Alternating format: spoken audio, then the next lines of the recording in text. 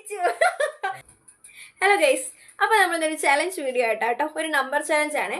ഞാനൊരു നമ്പർ വിചാരിക്കും, അത് ലാല് കണ്ടുപിടിക്കണം. ലാൽ ഒരു നമ്പർ വിചാരിക്കും, അത് ഞാൻ കണ്ടുപിടിക്കണം.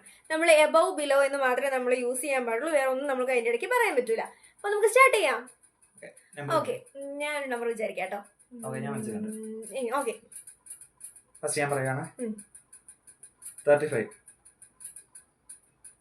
ബിലോ. ഓക്കെ. 25